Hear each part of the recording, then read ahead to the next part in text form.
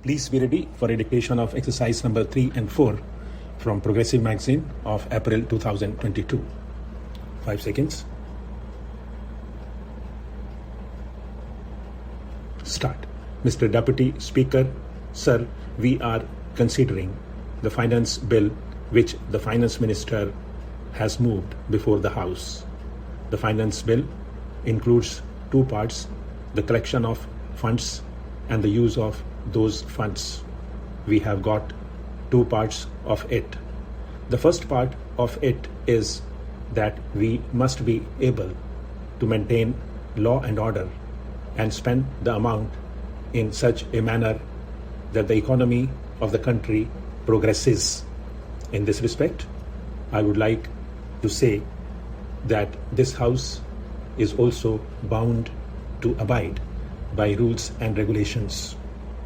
I have heard persons, the House has heard them for days together saying about the non-maintenance of law and order in the country.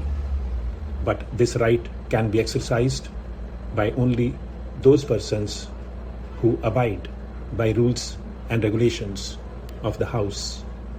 The so-called stalwarts, senior members of Parliament, are not permitting the Parliament to function properly.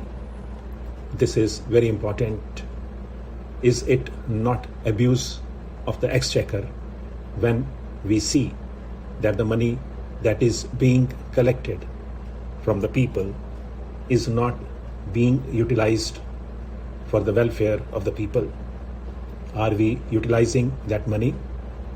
I say this because the money which is being spent on Parliament also comes from the exchequer and from the people. Every day there is absolutely no respect for law and order.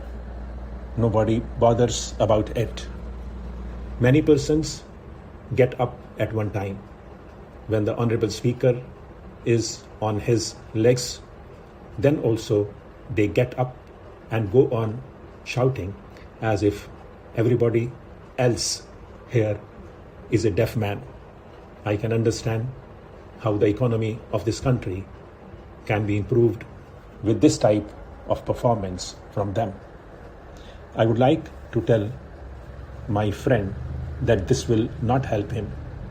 If we want the people of this country to abide by rules and regulations and to maintain law and order, we must maintain the dignity of the House. We must have respect for rules. If we have no respect for rules, then I would certainly say that our being here would be meaningless. It would mean that we are interested only in wasting the money of the people, not in utilizing it for the welfare of the people. I would say that every paisa that is being collected by way of taxes is to be accounted for to the people of this country, and it cannot be abused in any case. Another thing I want to say is that we want an ideal to be set up for the nation. It is only the performance of this august body which can set an ideal or an example for the people to follow. I do not say that people who have no respect for law and those who have committed any offense should be saved or protected. But then it can be done only by utilizing the funds of the people, collected from the people in a proper manner, so that we can positively make progress. For this purpose, I would request the Honorable House that if some amendments to the rules of procedure are necessary, we must think of it and we must make the principles and the rules such that the House is not disturbed or no disturbances are created every day and our time is not wasted. Another aspect to which I would draw the attention of the Honorable House through you is that economy is one of the most important factors, and economy has to be affected by us also. I was reading the Comptroller and Auditor General's report for the year. I find that crores of rupees have not been utilized for years together. During the period, a leader of the opposition party was Minister of Industries. What was done has to be looked into.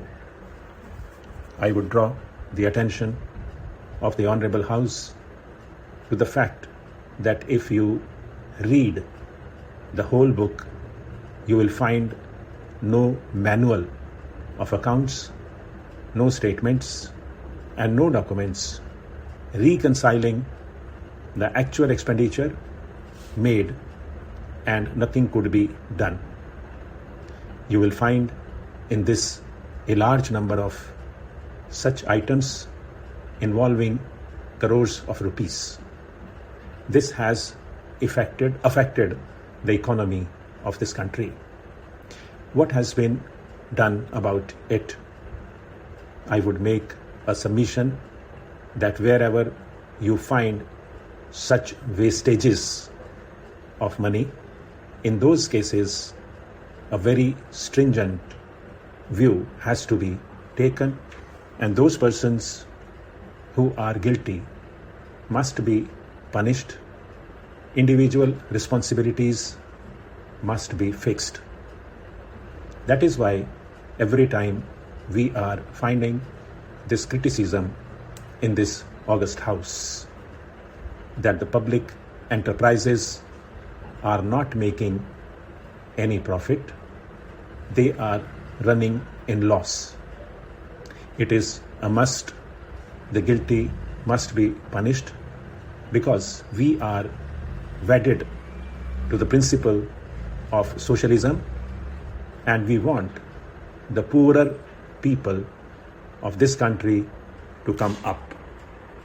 But with this sort of performance, it is impossible. The high ups or low ups, I do not know. Whoever is responsible, action must be taken against them. Otherwise, the economy will not improve as envisaged in the budget for the year under consideration. Stop.